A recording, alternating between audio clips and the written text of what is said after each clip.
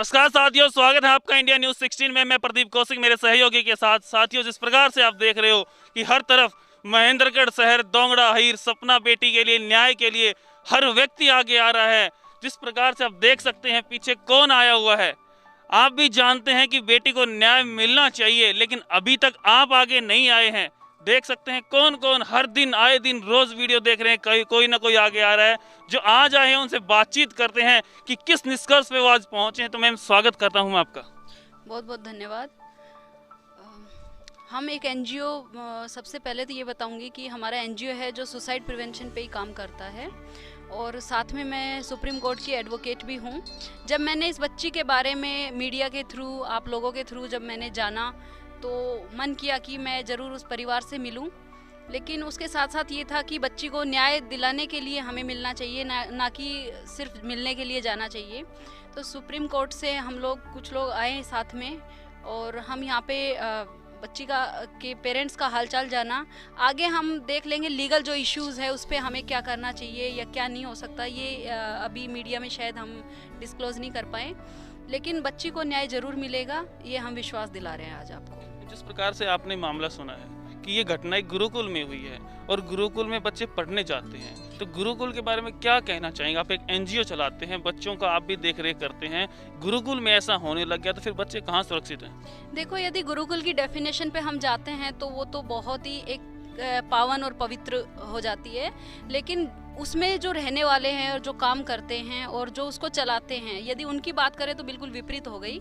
और इस तरह के जो मामले सामने आ रहे हैं, आप उठा के देखो, इस तरह के आश्रम या गुरुकुल वगैरह होते हैं, तो उसमें जैसे अभी राम रहीम वाला आपने देखा था, काफ़ी हाईलाइटेड केस था और बहुत सालों से वो पैसों के दम पे अपना चला रहे थे और कितने क्राइम को बढ़ावा दे रहे थे। इसी तरह ये संदेह के घेरे में तो पूरी तरह से है कि इस गुरुकुल में ऐसी कोई घटना हुई है, और डेफिनेटली वो सारी चीज़ें तो ये कानून का विषय है। हम सबूतों पे काम करते हैं और उसी पे ही काम करेंगे। सिर्फ भावनाओं से ही काम नहीं चलेगा, और आगे हम कर ही रहे हैं। जिस प्रकार से आप एडवोकेट हो, काम करते हो, ऐसा कोई प्रावधान है कि कहीं पे अगर कोई फांसी पे लटक जाए तो उसको डायरेक्ट शमशान में ले जाएं? नहीं, देखो, इसके लिए कानून बना हुआ है। खासतौर से किसी इंस्टीट्यूशन में यदि कोई सुसाइड होता है तो बिल्कुल इंस्टीट्यूशन की जिम्मेदारी बनती है, सबसे पहले उसको डॉक्टर के लेके जाए और साथ ही पुलिस को भी कॉल किया जाए। तो ये कहीं ना कहीं लूप होल्स भी हैं, और कहीं ना कहीं ये लापरवाही तो नहीं कहेंगे। मुझे तो ये पूरा मामला जो दिखाई दे रहा है वो पूरा षड्यंत्र है, और यदि इसकी तह में जाएंगे तो शायद बहुत सारे राज खुलेंगे भी। जिस प्रकार से आपने सपना की मम्मी से बातचीत की तो उन्होंने बताया कि वहाँ पे क्या कंडीशन थी उसकी जब लटकाया हुआ था, तो वो एक हत्या है या उससे पहले कुछ दुष्कर्म भी हुए हैं? देखो, सपना की मम्मी से जो हमने बातें सुनी तो बिल्कुल पूरे इसकी आशंका है, और बच्ची को मार के लटकाया भी गया है। कितने घंटे से बच्ची लटक रही थी इस चीज़ का कोई अंदाज़ा नहीं है, क्योंकि अब हम कानूनी लोग होके भी हम इस तरह की बातें तो कर नहीं सकते, क्योंकि जब तक पोस्टमार्टम हुआ नहीं इस मामले में, उनकी जिम्मेदारी बनती थी, पुलिस की भी जिम्मेदारी बनती थी। पोस्टमार्टम नहीं हुआ तो एग्जैक्ट कोई नहीं बता सकता कि उस वक्त हुआ क्या था। पर एक माँ यदि ऐसा बोल रही है तो वो चीज़ गलत भी नहीं हो सकती। इस प्रकार से एक फौजी भाई के माध्यम से आपको ये मैसेज मिला, तो सबसे पहले आपके माइंड में क्या कुछ आया था कि क्या होना चाहिए? मुझे आप लोगों के थ्रू एक फ़ौजी भाई ने मुझे कांटेक्ट किया, और उनसे जब बात हुई तो उन्होंने कहा कि आप न्याय दिलाओ उनको। मेरे दिमाग में तुरंत यही आया कि क्योंकि मेरी जो संस्था है आत्महत्या रोकथाम पे काम कर रही है, और हम वो भी कोटा जैसे शहर में हमने काफ़ी इस सुसाइड प्रिवेंशन पे काम किया है। बहुत सारी डेड बॉडीज़ हमने देखी है, फांसी पे लटके हुए देखे हैं लोग, लेकिन जिस तरह से इन्होंने बताया वो बिल्कुल अलग है। तो ये तो बिल्कुल हम कह सकते हैं कि ये सुसाइड नहीं था। जिस प्रकार से सुसाइड तो करते हैं लोग, लेकिन एक 14 साल की छोटी बच्ची जो डरती है 500 मीटर अपने रूम से जाके वो फांसी खाए, उसको क्या पता डिप्रेशन क्या होता है, फांसी क्या होती है? ये तो एक जांच का विषय है ना। हम तो बोल रहे हैं कि इस मामले में जांच नहीं हुई, इस मामले में लगा देना, इतने आनन फानन में सब कुछ कर देना, तो जांच तो नहीं हुई इस मामले में। यदि जांच होती तो बहुत सारी चीज़ें निकल के आती सामने, तो जांच तो हुई नहीं है। फिर भी अभी कानूनी कार्रवाई हम करेंगे तो देखेंगे आगे क्या होता है। देखो, मैंने पर्सनली तो इसमें जाके अभी देखा नहीं है, आज आज मैं इस मामले में पहली बार आज यहाँ आई हूँ, तो लड़की की मदर के पास जो भी डॉक्यूमेंट्स है, सिर्फ उनके पास एफआईआर है, वो हमने देख लिया है और इसके अलावा कुछ नहीं है। तो अभी प्रोसीडिंग जैसे भी आगे बढ़ेगी फिर बता दिया जाएगा कि हम क्या करने वाले हैं आगे या क्या हो सकता है आगे इस केस में। अभी आप इस केस पे विचार करोगे, इसको पूरे तरीके से स्टडी करोगे, उसके बाद कोई एक्शन लोगे? देखिए, कानून भावनाओं से तो नहीं चलता ना। आपको यदि अपना पक्ष मजबूत रखना है तो आपको सबूतों पे चलना पड़ेगा, और सबूत नहीं है आपके पास तो फिर आप कुछ नहीं कर सकते। तो अभी तो आज ये मान के चल रही हूँ मैं तो कि ये एक शुरुआत है। देखिए, इस जो बेटी सपना है उसकी परिवार की तरफ से, और आप जिस एनजीओ से यहाँ पे आए हैं उसकी तरफ से, जो यहाँ के स्थानीय लोग हैं, वो यहाँ के जो नेता लोग हैं, वो भी बहुत कम ही इसमें दिलचस्पी दिखा रहे हैं। तो वो आ नहीं पा रहे, किस चक्कर में है, क्या बात है, उनके लिए जो यहाँ पे नहीं पहुँचा है इस बेटी के न्याय के लिए, उनको आप कोई संदेश देना चाहोगे? देखो, मैं ये मानती हूँ कि राजनेता तो वो जहाँ पे उनको राजनीति चमकती हुई दिखती है वो वहीं पे आते हैं, मेरा ऐसा मानना है। और रही बात इस गांव और समाज और पूरे जो इस चैनल को देख रहे हैं और आप लोगों को देख रहे हैं, मेरी सबसे गुजारिश है, कीजिए, न्याय के लिए मांग उठाइए, कानूनी रूप से भी और सामाजिक रूप से भी। सबसे बड़ी बात है, इनको सामाजिक रूप से आप सहारा दीजिए, जो जितनी मदद कर सकता है वो इनकी मदद करें। जिस प्रकार से आपने विचार सुनी, जो यहाँ पे एडवोकेट मैम आई हुई हैं, जो एनजीओ चलाते हैं, उन्होंने बताया, उनके विचार सुने, और यहाँ पे जो लोग बने हुए उनसे हम बातचीत करते हैं। जी सचिन जी, क्या विचार रखेंगे आप अपने इस विषय में?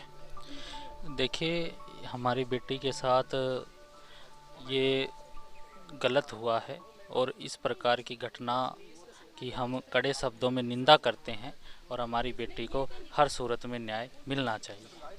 तो जिस प्रकार से बेटी की माँ है, उनसे आपने सुना, कैसे दर्द महसूस किया आपने? बेटी की माँ ने जो भी बताया है उससे यह साबित हुआ है कि हमारी बेटी के साथ वहाँ दुष्कर्म भी हुआ है और उसको मारकर फांसी दे दी गई है। ये बड़ी दर्दनाक घटना हुई है और वहीं उसका परिवार वालों पर दबाव बनाकर अंतिम संस्कार करवा देना निंदनीय है। हम इसकी घोर निंदा करते हैं और उच्च स्तरीय जांच की मांग करते हैं। जिस प्रकार से यहाँ के जो स्थानीय लोग हैं और नेता हैं, वो भी इस मामले में दिलचस्पी बहुत कम दिखा रहे हैं, तो उनको क्या कहना चाहेंगे? और वहाँ की जो सरकार है उसने इस केस को बंद ही कर दिया है, तो क्या कहेंगे प्रशासन के बारे में? देखिए, यहाँ के प्रशासन की जहाँ तक बात है, नेता अपने अपने हिसाब से यहाँ आ भी रहे हैं और इसका अपनी अपनी स्थिति के अनुसार आकलन कर रहे हैं कि इस विषय में क्या हुआ है और क्या उनको करना है। और जो यूपी में योगी जी की सरकार है उसके बारे में मैं इतना ही कहना चाहूँगा कि सरकार को चेतना चाहिए और हमारी बेटी को न्याय दिलाना चाहिए। हम बात करते हैं अपने महेंद्रगढ़ शहर से जो एडवोकेट मैम है रेखा जी, आपने नाम जरूर सुना होगा, उनसे बातचीत करते हैं कि उनके संज्ञान में ये केस आया है। ये उनसे बात करते हैं कि ये अब आगे क्या प्रोसीजर अपनाएंगे और क्या इन्हें अनुभव हो रहा है। जी मैम, स्वागत करता हूँ। Thank you sir. मैम, जिस प्रकार से आपने यहाँ पर आए हो, कुछ दिन पहले हम मिले थे, आपको बताया गया था, तो क्या चल रहा है अभी? सर ऐसा है, सबसे पहले तो एक ही क्वेश्चन पुट होता है कि बार बार ये आ रहा है कि भाई ऐसी गुरुकुल के संचालक को ऐसी क्या प्रॉब्लम थी कि उन्होंने बगैर लीगल प्रोसीडिंग कंप्लीट किए उस बच्चे की डेड बॉडी को उतारा, उसका दाह संस्कार किया, लीगली प्रोसीडिंग अपनाते। और दूसरी बात, जब बता रहे हैं कि भाई हम अस्थियां लेने गए तो वो भी उन्होंने साइड लाइन कर दी, प्रूफ उन्होंने छोड़े नहीं, बच्चे के कपड़े किताब वगैरह वो कह रहे हैं भाई डस्टबिन में डाल दिए, हमारे से नहीं दिए गए। तो इसका मतलब कहीं ना कहीं संदेह का घेरे में तो बना हुआ है गुरुकुल संचालक। दूसरी बात है, वो कह रहे हैं कि बच्चे का सुस्त, तो उसका आप जांच करवाइए, लेकिन फिर भी सुसाइड नोट आपके पास है तो फिर भी आपकी ड्यूटी बनती है, एक लीगल प्रोसीडिंग है कि आप पुलिस को इन्फॉर्म करो। जिस प्रकार से कोई भी लीगल कार्रवाई नहीं हुई वहाँ पे, जिस प्रकार से बच्ची को ये लेके गए थे शमशान घाट में और वापस पहुंचे, उससे पहले उस कमरे में हवन भी हो गया था, सारी चीजें सही कर दी थी जैसे यहाँ कुछ हुआ ही नहीं, तो इसका क्या मतलब निकालेंगे आप? सर मैं बार बार वही बता रही हूँ कि ये एक संदेह के घेरे में बना हुआ है।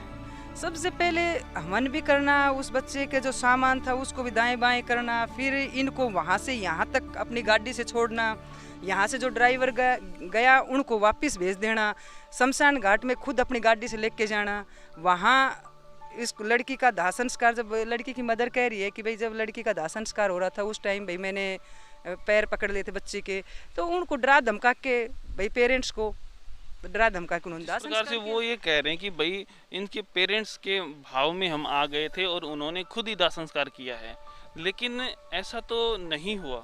सर भाव में मान लेते हैं हम, उनकी मान लेते हैं, तो उनको डेड बॉडी पेरेंट्स को दे देनी थी, वो अपने पैतृक स्थान जहाँ उसका है वहाँ आके दाह संस्कार करते हैं। वो ये बात कह रहे हैं कि भाई हम इनके पेरेंट्स की भावनाओं में आ गए थे। पेरेंट्स तो 11 बजे पहुंचे हैं, लेकिन वो 5 बजे से लटकी हुई थी। जी यही बात, 5 बजे से यही है, तो देखो श्योर हम भी नहीं है, 5 बजे उनको देखा गया है कि 5 बजे वो लड़की, जब ये सुबह कह रहे हैं भाई हम उठ के गए और बच्चियाँ जो गई हुई हैं वो उठ के गई हैं, तब उन्होंने देखा है। ये तो नहीं पता बच्चे को कब लटकाया गया है। जिस प्रकार से छोटी बेटी ने बताया कि मैं 5 बजे जाके उसने देखा कि वो लटकी हुई थी। उससे पहले पता नहीं बच्चे ने कब सुसाइड किया है, सुसाइड किया है कि नहीं किया, या उसको मार के लटकाया गया जो है। भी हुआ, लेकिन वो 5 बजे लटकी हुई थी। उसके पेरेंट्स 11 बजे पहुंचते हैं, तब तक वो लटकी हुई थी। उन्होंने पुलिस को क्यों नहीं बुलाया? पुलिस भी नहीं, लेकिन उतारना तो जल्दी से उतार के उसको हॉस्पिटल ले जाने की कोशिश। सबसे पहले मान लो उन्होंने 5 बजे देख लिया, तो 5 बजे उनकी ड्यूटी बनती थी कि वो उस लड़की को उतार के हो सकता है उस बच्चे में जान हो, वो उतार के उस बच्चे को वहां तक हॉस्पिटल तक लेके जाएं। बाद की बात तो थी, जो प्रोसीडिंग होनी थी हो जाती, लेकिन उन्होंने उस बच्चे को, उसने कब उस बच्चे को लटकाया गया है, सुबह 5 बजे तक भी उन्होंने, जब पेरेंट्स गए जब उतारा है, तो ये संदेह के घेरे में तो है ही सर। पेरेंट्स कह रहे हैं कि हमें 500 के नोटों की गड्डियां दिखाई गई। सर पेरेंट्स को कहीं ना कहीं उन्होंने लालच तो दिया ही होगा, ये नहीं मानने थे बात आज तक यहाँ आई हुई है। दूसरा मैं बार बार मैं एक बात सोच रही हूँ कि मेरे हिसाब से इंडिया गवर्नमेंट ने अभी ऐसी कोई गाइडलाइन नहीं दी गई है कि कोई शिक्षण संस्था खुले और कोई एग्ज़ाम वगैरह हों, हॉस्टल वगैरह खुलें। यहाँ क्या कारण था कि इन बच्चियों को बुला के ये कहा गया कि भाई आपके कॉलेजेस और स्कूल लग गए हैं, आप अपने एग्ज़ाम दो, तो वो तो गाइडलाइन भी नहीं है, तो वो हॉस्टल में कैसे रखा उन्होंने बच्चों को? कहीं ना कहीं ऊपर तक हाथ हैं, तभी वो बच्चों को वहाँ रख रहे हैं। 100% ये बात सही है कि इनके ऊपर तक हाथ हैं, सरकार तक हाथ हैं, तब वो इतना बड़ा स्टेप उठा रहे हैं। जिस प्रकार से वकील मैडम बता रही हैं कि इनके हाथ हैं वो बहुत ऊपर तक हैं। जिन्हें भी विधायक ने भी मुख्यमंत्री से बात की है, मुख्यमंत्री के थ्रू सारी चीज़ें बताई, डीजीपी को भी बोला है हम लोगों ने। अभी उत्तर प्रदेश पुलिस के डीजीपी से, सीपी से, डीसीपी से, कंसर्न जितने भी डिपार्टमेंट थे, हम लोगों की बात हो गई है। और इसके अंदर आप लोगों को, ये आपकी बेटी नहीं थी, ये पूरा जो है ये हरियाणा की बेटी थी, और हम लोग सब यहाँ उस दुख की घड़ी में इसीलिए है। न्याय मिलके रहेगा इस केस के अंदर, इतना ही हम आप लोगों को आश्वासन दे सकते हैं। बिल्कुल न्याय मिलेगा, 101% न्याय मिलेगा। न्याय मिलेगा जी। विधायक जी ने बात की है, अपने सांसद ने भी सीएम साहब से बात की है, उन्होंने भी आगे भेजा है। सब लोग आपके साथ खड़े हैं और न्याय जरूर मिलेगा। सभी से बात हो रही है, मतलब एक बच्ची के लिए न्याय नहीं है, 200 बच्ची और भी है वहाँ बिल्कुल बिल्कुल ऐसा होगा, ऐसा होगा। आज मैं खड़ी हूँ इस तरीके से, कल और माँ भी खड़ी होगी, इसलिए सबके लिए यही हाथ जोड़ के कहते हो कि एक मेरी बच्ची नहीं, कॉपी बच्ची वहाँ पर 200 बच्चियाँ और भी। आप अकेले नहीं खड़ो, आपके उन साथ बच्चियों पूरा के लिए इलाका खड़ा न्याय है। की भीख मांग रहे, उनके लिए न्याय करवाइए। न्याय आपका अधिकार है, आपको भीख मांगने की आवश्यकता नहीं है। न्याय आपका अधिकार है, हर व्यक्ति का अधिकार है न्याय। और पूरी पार्टी, आपके विधायक आपके साथ खड़े हैं, सांसद आपके साथ खड़े हैं, पूरी पार्टी आपके साथ खड़ी है, सब लोग खड़े हैं आपके साथ। पूरा इलाका आपके साथ है, पूरा इलाका साथ है आपका। अभी जी मैंने जैसे बात हुई है मेरी जैसे भी, तो वो कह रहे हैं जी वो ले लिया है जो एप्लीकेशन आई थी, ठीक है। सब लोग आप ही फॉलो कर रहे हो, सब लोग, सबका प्रयास है। मुख्यमंत्री जी के पास पहुंचने वाले नहीं, निश्चित तौर पर न्याय मिलेगा जी, निश्चित तौर पर। वो दबा नहीं सकता साल की बच्ची के साथ इसको क्या दुख होगा? समझ सकते हैं आपका जो है ना। 22/7 को मुख्यमंत्री जी की तो संज्ञान मैंने 22 तारीख को डाल दिया, 22/7 को 19 तारीख को मेरे मिले थे। सर फिर इतना लेट कहाँ से, मतलब 22/7 1 महीना हो गया। लेट कहाँ से हो गया? समय लगता है, मेरे से पूछा आपने। डेढ़ महीना हो गया, 1.5 महीने से ऊपर हो गया। अशोक आप सब, और मैं कल पिछले सप्ताह जब मैं गया ना, जब मैं एक कॉपी और दे उधर मैं मुख्यमंत्री से मिले, लेकिन मुख्यमंत्री जी उस दिन आ गए थे दिल्ली, वो कारणवश बस दोबारा से मेरा ये नहीं, आपने मेरे को सूचना नहीं दी भाई हमारी कोई कार्रवाई हो रही है, नहीं हो रही है। जो है ना, अभी आप जो बात कर रहे थे, मेरे से लगातार संपर्क रखी है। एक सवाल करना चाहूँगी, सवाल वो जो सवाल है, सिर्फ एक सवाल। 302 का मुकदमा किस लिए होता है सर? कत्ल का होता है। अगर माँ बाप पैदा कर सके हैं, अगर वहाँ घटना गुरुकुल में हुई उसकी वजह मेरे घर पे हो जाती, तो हमारे पास पति पत्नी के पास हक थो कि बिना मेडिकल, बिना पोस्टमार्टम, बिना पुलिस कंप्लेंट हम दाह संस्कार कर दें, नहीं था। उसने ये आरोप किया तो वो अभी 1.5 महीना तक वो बाहर कैसे खुला घूम रहा है। कितने दिन और लगेगी सरकार को उसको अंदर डालने में? सिर्फ ये पूछती हूँ कितना टाइम और, 1.5 महीना होगा, कितना टाइम और मांगती है सरकार आरोपी को अंदर डालने के लिए? सिर्फ यही सवाल है मेरा आप सरकार से सबसे कि कितने दिन और चाहिए आपको कि उसकी तहकीकात, क्योंकि ये कांड अगर किसी गरीब ने करा होता तो उसकी तहकीकात नहीं होती। पहले उसकी गिरेबान पकड़कर उसको जेल में डाला जाता, उसकी चमड़ी उधेड़ते, फिर उससे पूछताछ होती। और उसका क्यों नहीं हो रहा? क्योंकि वो एक रईस आदमी है, वो पैसे वाला है, इसलिए उसकी गिरेबान पे हाथ नहीं डालेगी सरकार। ऐसा है जैसा आप बोलो ना, सर देखो गलत हुआ। अगर ये आग मेरे पेट की बिलबिला जाते, हमारे पेट की है, ये बिलबिला जाते सर। आप ये सब लोग, हम लोग जो है ना, नहीं समझ पा रहे हो एक माँ की पीड़ा, आप नहीं समझ पा रहे हो कि माँ को क्या पीड़ा है, नहीं समझ पा रहे हो। 1.5 महीना हो गया मुझे। अशोक भाई वो रखे बात थोड़ी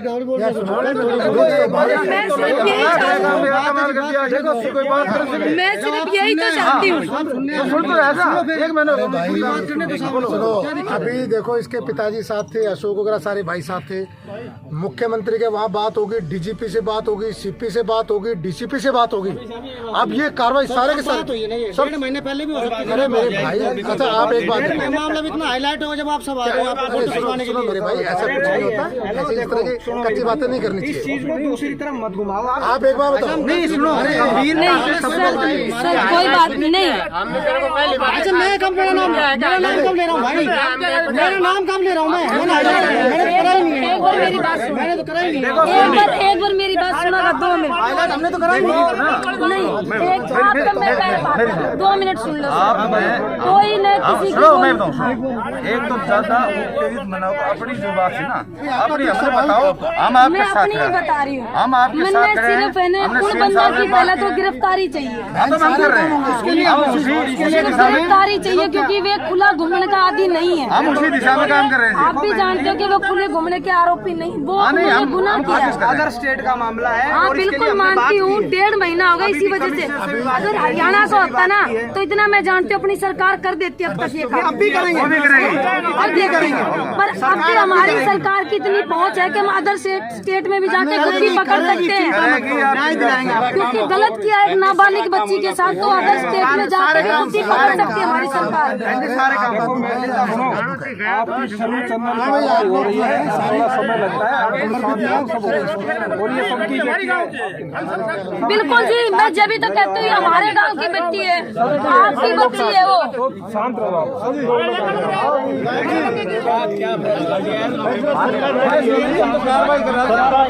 हमारी बच्ची के साथ जो अन्याय है उसको न्याय दिलाएंगे, हम ये काम कर रहे हैं। क्या किया है? मैंने स्टेटमेंट करके 21 तारीख को मैंने मुख्यमंत्री जी को सौंप दिया। चीफ मिनिस्टर का कोई बयान नहीं है इस केस में। नहीं बयान नहीं आएगा, वो लगवा लो आ जाएगा। चीफ मिनिस्टर का इस केस में बयान आना चाहिए। आप सारे जिले के मुख्यमंत्री का इस केस में बयान नहीं आएगा। पत्रकार भाई सुने कि मुख्यमंत्री को बयान दिया ना जी? ठीक है तो विधायक जी हम कर रहे थे, मत करो। एक मिनट। ये बार बार आरोप लग रहे हैं कि सरकार, आप विधायक हैं और 1.5 महीने से ऊपर हो गया है और आज तक कार्रवाई विधायक की तरफ से कोई कार्रवाई नहीं। ऐसा है जी, मेरे पास ये पीड़ित परिवार गांव के 15-20 लोगों को साथ लेकर मेरे से 19 तारीख को मिले थे। मैंने उसी समय इनको कह दिया था भी मुख्यमंत्री जी के नाम आप जो आपके साथ जो आप बीती है वो मुझे लिख कर दें, मैं कल ही मैं चंडीगढ़ जाऊंगा और इस मामले को मैं मुख्यमंत्री जी के समक्ष रख दूंगा। और मैंने उसी हिसाब से इनसे मैंने 2 कॉपियाँ बनवाई थी। 20 तारीख को मैं यहाँ से चंडीगढ़ में गया हूँ और उस के 1-2 दिन बाद जो मंगलवार था, उस मंगलवार को मैं शाम को मुख्यमंत्री जी से मिला हूँ और मैंने मुख्यमंत्री जी के संज्ञान में ये मामला डाला है जी, मेरे हल्के की लड़की है और वहाँ गुरुकुल में पढ़ती थी और इनकी वहाँ पंखे के लटकती हुई कि उन्होंने सुसाइड बताया, अभी सुसाइड कर लिया। ना तो इसमें कोई FIR हुई और ना ही इसमें कोई पोस्टमार्टम हुआ। तो मुख्यमंत्री जी से मेरा निवेदन मैंने किया कि भाई आप लोग इसको, इस मामले को ना पूरा मजबूती के साथ मुख्यमंत्री उत्तर प्रदेश से बात करके और दोषियों को गिरफ्तार करें और पीड़ित परिवार को राहत मिले। ये 1.5 महीने से ऊपर हो गया और इस बेचारी के पास रहने के लिए मकान नहीं है। यहाँ जो लोग आ रहे हैं इनके पास सांत्वना देने के लिए आ रहे हैं, मिलने के सहयोग करने के लिए आ रहे हैं। मेरी संज्ञान बैठने के लिए जगह नहीं, महिला आयोग की सदस्य आई, हाँ जी, वो लगभग 1.5 घंटा पानी में बरसते में बाहर खड़ी रही। और विधायक कोटे से आपने अब तक इनके सहारे के लिए क्या नहीं, मुझे तो ऐसे संज्ञान में नहीं है, इनके पास मकान नहीं है, इनके पास बैठने की कोई जगह नहीं है, ऐसा तो मेरी संज्ञान में किसी ने डाला नहीं। और मुझे ये भी नहीं पता ये यहाँ गांव में मकान नहीं है रहते नॉर्मल, मुझे तो ये भी नहीं पता, अब पता लग गया है। मेरे पास तो 19 तारीख से पहले जैसे 3 तारीख घटना बताते हैं तो 17 दिन में मेरे को तो कुछ पता नहीं था। और उसके बाद में मेरे को जब संज्ञान में मामला आया मैंने मुख्यमंत्री जी के समक्ष रख दिया। पिछले सप्ताह मैं चंडीगढ़ गया था तो बीच में पीड़ित परिवार ने मेरे से तो कोई संपर्क ऐसा किया नहीं। मैंने सोचा भाई उनकी कोई ना कोई बात वहाँ होगी और कार्रवाई चल रही होगी। मैं पिछले सप्ताह में गया तो मैं मुख्यमंत्री जी से दोबारा से मिलकर, और ये कॉपी मेरे पास दूसरी है और मैंने मीडिया के लोगों को दी, मैं मुख्यमंत्री जी से फिर मिलना चाहता था, लेकिन उस दिन संयोग से मुख्यमंत्री जी दिल्ली चले गए और चंडीगढ़ में वो नहीं थे तो नहीं मिलने पाया। अब मैं दो तीन दिन बाद में जाऊँगा तो मुख्यमंत्री जी से मैं जाकर फिर बात करूँगा। और आज मुख्यमंत्री से अभी कई बार टेलीफोन पर हमने कोशिश की है लेकिन उनसे संपर्क नहीं हो सका। आज ही मैं संपर्क करके मुख्यमंत्री जी के समक्ष ये बहुत मजबूती से इस पीड़ित परिवार की तरफ पूरी भारतीय जनता पार्टी हरियाणा की इनके उसमें दुख में साझी है और हमसे जो भी मदद होगी हम इस परिवार की करेंगे। बड़े पदाधिकारी हैं गांव से, क्या इन्होंने आपको इन्फॉर्मेशन नहीं दी? नहीं, मेरे को 19 तारीख को ये साथ गए हैं, मेरे पास गांव के लोग गए हैं, 15 से 20 सरपंच साहब भी गए हैं, हमारे मामन प्रधान भी गए हैं और 15-20 लोग गए थे और मैंने इनको सब बातें कही थी। और मैंने आर्थिक मदद की, मेरे को मामन जी ने कही थी जी इनकी कुछ आर्थिक मदद कर दो। तो मैंने कहा था जी मेरे पास तो वैसे तो कोई ग्रांट होती नहीं, हमारे पास जो पेटी ग्रांट आएगी मैं बिना आर्थिक मदद होगी मैं घर जा करके चेक दे पाऊंगा। ऐसा मैंने मामन जी को उसी दिन कहा था। अब तुरंत क्या कर रहे हो आप? नहीं, तुरंत तो अभी तो मैं तो कुछ करने में तो सक्षम होने मेरे पास ऐसी कोई सरकारी ग्रांट तो है नहीं। और खुद व्यक्तिगत वो मैं अपना आप कर दूं, मैं मीडिया में कोई मदद की मैं कोई बात ज़्यादा करूं तो ये तो मुझे अच्छा नहीं लगता जी। मैं काम में ज़्यादा विश्वास रखता हूं और ये दिखाबाजी मेरे बस की कम है। आज डीजीपी से बात हुई है, विधायक साहब से संपर्क किया गया था, उन्होंने ये बोला कि 14 साल की लड़की के साथ गुरुकुल वाले क्या कर सकते हैं, इस तरह का बयान। ना ऐसा मैंने कुछ नहीं कहा जी, ये 15 लोग और भी थे जी, मैंने ऐसा कुछ नहीं कहा। आज डीजीपी साहब से बात हुई है, सीपी साहब से बात हुई है, क्या आश्वासन मिला है अभी तक? नहीं, अभी अपने प्रदेश में पूर्व में मंत्री रहे हैं जसवंत यादव जी ने, उन्होंने बात की है डीजीपी से, एसीपी से, और जो इंचार्ज जो हैं वो अभी कल ही उनका ट्रांसफ़र होकर वो नए आए हैं। वो सारे मामले को संज्ञान में लेकर वो बाद में उनसे वो वहाँ से जो संपर्क कर लेंगे सब थाना वगैरह से, तो उसके बाद में सूचना कोई करेंगे हम आपको बताएंगे। आप प्रदेश के बड़े पदाधिकारी हैं, तो आप इस मामले में क्या कहना चाहते हैं? देखिए सारा ये विषय बहुत ही, ये घटना हुई है बहुत ही निंदा की योग्य है और पूरी भारतीय जनता पार्टी हरियाणा जिसमें हमारे यहाँ के सांसद भी हैं, विधायक भी हैं, जिला अध्यक्ष है, हमारी पूरी पार्टी पूरे जिले की टीम के अलावा पूरा प्रदेश जो है इस घटना से बहुत ही ज़्यादा सदमे में है। और आज सभी लोग पार्टी के जिला अध्यक्ष की अगुवाई के अंदर हम सब लोग यहाँ पहुँचे हैं। यहाँ आने के बाद हरियाणा भाजपा की ओर से मुख्यमंत्री जी के मार्फत ये विषय जो है हमने उत्तर प्रदेश के मुख्यमंत्री के साथ उठाया है। वहाँ के डीजीपी को भी ये सूचना दी गई है। आज इस विषय के अंदर हम लोग सब साथ में थे, मेरे डीजीपी उत्तर प्रदेश से, वहाँ के कमिश्नर जो नोएडा के कमिश्नर हैं उनसे, वहाँ के डीसीपी से, सभी लोगों के सामने हमने कहा कि ये एक षड्यंत्र है, ये कि हत्या है और इसके साथ इस बच्ची के साथ हमारी के साथ बहुत ही गलत काम हुआ है। इसकी बहुत ही निष्पक्ष और न्याय की मांग हम लोगों ने की है और सभी अधिकारियों ने हमें इसके लिए आश्वासन दिया है। आगे जो भी विषय होगा, जितनी मदद होगी, पूरी भारतीय जनता पार्टी, पूरा हरियाणा जो है हमारे यहाँ के विधायक के साथ में, जिला अध्यक्ष के साथ में, सांसद के साथ में, पूरी प्रदेश की टीम के साथ में हम लोग सब आगे इस काम के लिए ज़्यादा से ज़्यादा जो हमें करना पड़ेगा उसके लिए हम तैयार हैं। नहीं, अभी सीबीआई का ऐसा विषय नहीं आया है। सीबीआई का जब होगा जब वहाँ की राज्य सरकार, राज्य पुलिस जो है, उसके अलावा वहाँ की स्टेट क्राइम होती है, वहाँ की विजिलेंस होती है, वो सारे लोग अगर इसके अंदर कामयाब नहीं होते तो फिर सीबीआई जांच की बात आएगी और उसको भी निश्चित रूप से भारतीय जनता पार्टी हरियाणा की तरफ से हम इसको उठाएंगे। जैसे अब आपने फोन पे बात की है तो क्या कुछ सामने आया, क्या कुछ प्रणाली वहाँ पे चल रही है? नहीं, अभी जो है नए डीसीपी वहाँ पे आए हैं, उनसे मेरी बात हुई है। अब इसको मैटर जो है, अभी पहले इसको हत्या का मामला, सुसाइड का मामला दिया गया था। अभी इसको जो है हमने इसको 306 के अंदर वहाँ की पुलिस ने कन्वर्ट किया है और इसके दोबारा से इसकी इन्वेस्टिगेशन स्टार्ट हुई है। अभी स्टेज के ऊपर ये कहना कि भाई इसके अंदर कल ये हो जाएगा, हम लोग सब इंतजार कर रहे हैं। अगर इसमें जांच सही प्रकार से नहीं हुई तो निश्चित रूप से पूरा प्रदेश भारतीय जनता पार्टी सब लोग साथ खड़े हैं। सीबीआई की जांच की मांग की जाएगी तो हमारे प्रॉपर चैनल के थ्रू सीबीआई जांच की मांग करेगी। धन्यवाद। देखो ऐसा है, ये जो बच्ची है, सबसे बड़ी बात तो ये है कि पेरेंट्स के जाने के बाद पंखे से उतारा गया और पंखे से उतारने के बाद पोस्टमार्टम नहीं होना, ये तो बहुत सबसे पहले सबसे बड़ी संदिग्ध बात वहीं से शुरू होती है। यानी कि इनको गरीब समझ करके, बैकवर्ड समझ करके और वहाँ की जो एडमिनिस्ट्रेशन है, वहाँ के जो प्राचार्य हैं, उन्होंने तनाशाहीपूर्ण और ये मामला बिल्कुल बलात्कार और हत्या का कंप्लीट लग रहा है। क्योंकि अगर पोस्टमार्टम होता तो सच्चाई सामने आती। उसको दबाने के लिए पोस्टमार्टम तक नहीं किया गया, इन लोगों को प्रताड़ित करके और ज़बरदस्ती उसका दाह संस्कार करवा दिया। और हो सकता है इनके साइन वाइन भी करवाए होंगे कुछ भी। जब ये तो अपाहिज थे एक तरह से, इतनी दूर जाकर यूपी में अच्छे खासे आदमी नहीं लड़ पाते, तो बहुत गरीब आदमी थे। लेकिन ये मामला अब दबने वाला नहीं है। हम इसकी पूरी फाइट करेंगे, क्योंकि हमारे को भी पूरी रियलिटी का नहीं पता था। धीरे धीरे हमारे सामने रियलिटी आ गई है और अब रियलिटी आ गई है तो इसकी फाइट करेंगे। ये हमारी बेटी है, दिल्ली की बेटी है, भारत की बेटी है, ऐसे कैसे हो जाएगा? इसके अलावा साफ साफ दिख रहा है कि बैठने के लिए इनके पास व्यवस्था नहीं है, रहने के लिए मकान नहीं है, बाहर जाते हैं तो बाहर के लोग भी परेशानी महसूस करें। इसमें आप इसमें किस प्रकार से होता? देखो ऐसा है, मुझे तो आज ही पता लग गया कि इनका यहाँ पर खुद का मकान नहीं, नानो रहते थे, किराए पे रहते थे और गरीब आदमी हैं। और देखो जहाँ तक सहयोग की बात है, सहयोग तो सरकार को करना चाहिए। निर्भया राहत कोर्स है जिसमें हजारों करोड़ रुपया अभी भी पड़ा हुआ है।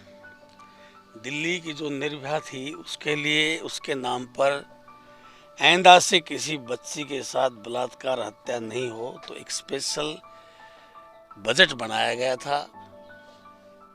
लेकिन मुझे बड़ा अफसोस है, तकलीफ है कि जो केस प्रेस में, मीडिया में बहुत ज़्यादा पॉपुलर हो जाता है तो उसको तो देश और दुनिया के अस्पतालों तक भी ले जाते हैं और उसकी तो पैरवी में सारी दुनिया पहुंच जाती है।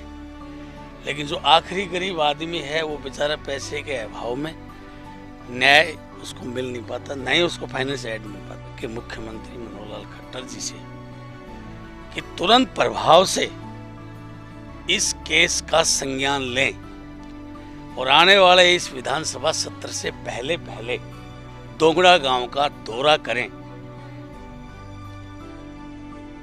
बात हुई थी विधायक जी से, विधायक जी कह रहे थे इस प्रकार का हमारे पास कोई कोटा नहीं होता, आप विधायक रहे तो आप बताइए। ऐसा है, सीएम रिलीफ फंड होता है, विधायक की ड्यूटी है कि मुख्यमंत्री जी को बताया कि जी ये बलात्कार हो गया है, ये हत्या हो गई है, ये गरीब आदमी है, इनके पास मकान नहीं है, इनके पास कुछ नहीं है। तो मुख्यमंत्री अपने राहत कोष से, एमएलएज का काम है मुख्यमंत्री को बताना। वहाँ एक ओएसडी बैठता है, उसको आप बताओ भाई ये, मुख्यमंत्री उसे ड्यूटी लगाएगा। डिप्टी कमिश्नर यहाँ से रिकमेंड करके तहसीलदार लिख के भेजेगा कि भाई ये इनके पास मकान नहीं है। लेकिन आज मकान हमारा सेकंड मुद्दा है। पहला मुद्दा हमारा ये है कि वहाँ भी सरकार है। आज मैं किसी राजनीतिक दल में नहीं हूँ, पहली बात तो मैं पत्रकार भाइयों को बता दूँ, इसलिए मेरी कोई पार्टी विशेष से मेरा मतलब नहीं है।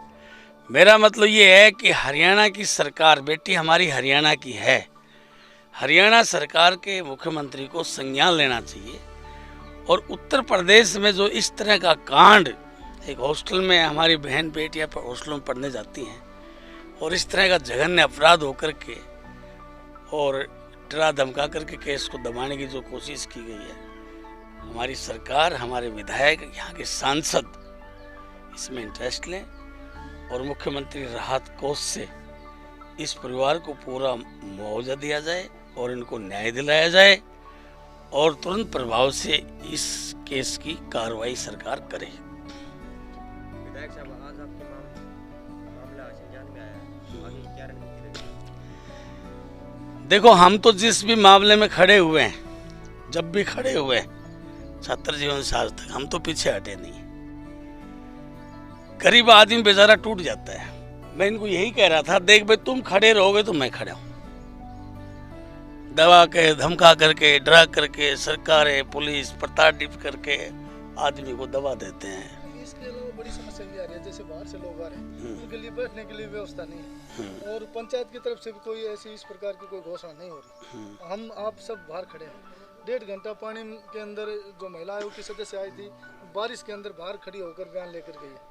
तो क्या सरकार को नहीं पता है? और विधायक जी ने कहा मैं मुख्यमंत्री के संज्ञान में डालूंगा, तब तक यदि वहाँ से कुछ रिलीफ नहीं मिलता तब तक इनका कोई इशारा। देखो ऐसा है,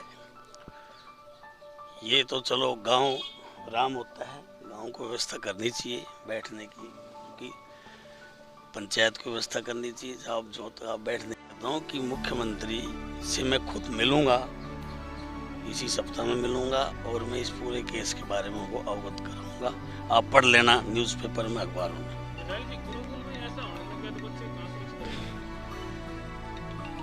भाई गुरुकुलों में पहले भी होते रहे हैं और ये तो बहुत केस आपको पता है, लेकिन ये पहला केस है जिसमें पंखे से लटकी हुई बच्ची मिलती है और उसका पोस्टमार्टम नहीं किया। ये तो पूरा का पूरा संदिग्ध केस है। सुसाइड भी हो जाते हैं लेकिन उसके बाद पोस्टमार्टम रूम तक नहीं ले जाना, तो ये पूरा का पूरा इससे साबित होता है कि इसमें बड़े लोग शामिल हैं। वहाँ के जो इंस्टीट्यूट है उसके बड़े लोग इसमें शामिल हैं। अगर कोई छोटे मोटे लोग होते तो पोस्टमार्टम हो जाता, तो बड़े लोग इस साजिश में शामिल हैं, इसमें संलिप्त हैं। ये भाई साहब आए हैं बागोत से और इनसे बातचीत करेंगे। इन्होंने एक संगठन बनाया हुआ है, उससे हम बातचीत करेंगे कि इनकी क्या मांगे हैं और ये यहाँ किस लिए आए हैं, क्या चाहते हैं आपसे, सरकार से। तो सर स्वागत करता हूँ मैं आपका। पहले आप अपने बारे में बताएं। मैं विचित्र कुमार एडवोकेट बागोत से, और मैं युवा समाज सेवा जो ये शक्ति संगठन है हमारा, उसका एक कार्य करता हूँ।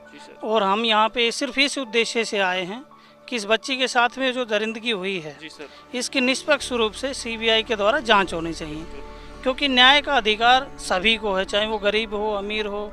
जब सुशांत सिंह जो फिल्म एक्टर हैं हमारे, उनकी भी जब डेथ हुई है वो भी संदिग्ध परिस्थितियों में हुई है, उसकी भी सीबीआई के द्वारा जांच की जा रही है कि वो पता नहीं वो आत्महत्या है या हत्या है। तो इसलिए हम भी इसके निष्पक्ष रूप से जांच की मांग करते हैं और इसके साथ में पूर्ण रूप से साथ हैं। न्याय दिलाने के लिए हर तरह के हर प्रयास किए जाएंगे, जो भी जिस भी प्रकार की मदद की ज़रूरत होगी वो मदद की जाएगी। सर ये परिवार आर्थिक तरीके से बहुत ही संकट में है, तो आप लोग कुछ आर्थिक मदद करना चाहोगे इनकी अपनी तरफ से? जी बिल्कुल, इनकी आर्थिक रूप से, सामाजिक तौर से भी, और मैं न्यायालय में प्रैक्टिस करता हूँ तो न्याय के रूप में भी इनकी पूरी तरह से मदद की जाएगी। और जो साथी ग्रुप के बने हुए हैं उनसे बातचीत करते हैं। तो सर स्वागत करता हूँ आपका। मैं सुनील कुमार, युवा समाज सेवी संस्था के प्रधान हूँ जी। और मैं तो यही चाहता हूँ कि इस लड़की को न्याय मिले और सरकार सीबीआई जांच करवाए, क्योंकि ये सरकार कह रहे हैं कि भाई बेटी पढ़ाओ बेटी बचाओ का नारा लगाते हैं, तो इस लड़की को न्याय मिलना चाहिए। जिस प्रकार से आपने केस के बारे में सुना, कहाँ पहले आपको इन्फॉर्मेशन कहाँ से मिली इसके बारे में, भाई ऐसा ऐसा वहाँ पे हुआ है? हमें सोशल मीडिया से इन्फॉर्मेशन मिली थी भाई साहब। अच्छा, फिर आप आज मिली, आप पहुँचे हो, तो क्या कुछ आपके मन में विचार हैं कि परिवार के साथ गलत हुआ, सरकार को? और दूसरी बात, यहाँ के जो स्थानीय नेता हैं, अपने आन बान शान कहे जाते हैं, महेंद्रगढ़ शहर, अटेली, लेकिन वो भी इतने आगे नहीं आ पा रहे हैं, तो क्या परिस्थितियाँ हो सकती हैं उसमें? मैं तो यही चाहता हूँ कि इसमें सभी ने साथ देना चाहिए, नेता हो या कुछ भी हो, इसमें राजनीति के नहीं लेना चाहिए। बिल्कुल। ये बेटी ये यहाँ दोंगड़ा की नहीं है, लगाओ की पूरी हरियाणा की बेटी है। बिल्कुल। जिस प्रकार से आप अपने संगठन की तरफ से आए हो यहाँ पे, सरकार से भी मांग करते हैं और भगवान से हम ये विनती करते हैं कि ये जो घटना घटी है ये बहुत ही बुरी घटना है और भगवान ही ऐसा किसी के साथ भी न करे। और हम सरकार से ये मांग करते हैं कि जैसे एक्टरों के ऊपर सीबीआई जांच, उनकी मौत की संदिग्ध हालत में जो जांच हो रही है वो एक बेटी के लिए क्यों नहीं हो सकती। एक प्रधानमंत्री कहता है कि बेटी बचाओ बेटी पढ़ाओ, बेटी को बचा कर रहे, बेटी को तो मार रहे। पढ़ाने के लिए तो भेजा था इन्होंने, मतलब कि अगर पढ़ाएंगे तभी जब हमारी बेटियों के लिए कोई सुरक्षा की गारंटी देगा। वहाँ पे नोएडा में, यूपी में जो योगी आदित्यनाथ की सरकार है वो एक मेहनत है, और एक गुरुकुल को एक मेहनत बहुत अच्छे प्रकार से चला। पुरानी रीति रिवाज से गुरुकुल चलते आ रहे हैं, लेकिन इस समय ये जो गुरुकुल की स्थिति हमारी बच्ची के साथ जो हुआ है ये बहुत ही बुरा हुआ है, और इसके अंदर सीबीआई जांच हो। हम सरकार से भी और हमारे नेताओं से भी मांग करते हैं कि हम गरीब हैं, बिल्कुल मानते हैं कि हम गरीब हैं, भगवान ने हमें गरीब बना दिया, लेकिन हमारे नेताओं से विनती है कि अब इस न्याय के अंदर हमें गरीब मत बनाओ, हमें न्याय दिलाया जाए ताकि हम ये कह सकें कि हमारी बेटी सुरक्षित है। हम उसको पढ़ाने के लिए भी हम दिन रात मेहनत करके, खेती बाड़ी करके हम उसको पढ़ाने में सक्षम रखते हैं, लेकिन सुरक्षा की गारंटी सरकार दे हमें। पढ़ाने के लिए हम अपने माता पिता जो भी हैं कोई कमी नहीं। मैं तो यही कहती हूँ कि जो पीछे जमाना था ना कि बच्चियों को कोख में मार दिया जाता था, वो सबसे बढ़िया था। क्यों? कम से कम बच्चियों को ऐसे दरिंदे नोचते तो नहीं थे कि बच्चियों को इतना बड़ा पाल पोस के करें। आप जिस प्रकार से आपको पता है कि इनकी आर्थिक जो स्थिति है वो बहुत ही दयनीय है, तो उस हालत में आप इनकी क्या मदद करना चाहेंगे? जो आपका हमारे एक युवा साथी हैं, छोटे छोटे बच्चे भी, हम जो बेरोजगार साथी हैं, लेकिन हम फिर भी अपने मदद से, अपनी जेब खर्चे से हम बहन जी को, और आगे हमारी जैसी भी होती है, जैसे हमारे हिसाब से बनेगा हम इनकी पूरी मदद करेंगे। और भगवान से विनती करते हैं कि इनकी आत्मा इनको सांत्वना दे और हमारी बच्ची को शांति दे, और न्याय उससे शांति दे, सजा मिलेगी। उनकी आत्मा तभी शांति होगी जब उनको शांति नहीं मिलेगी।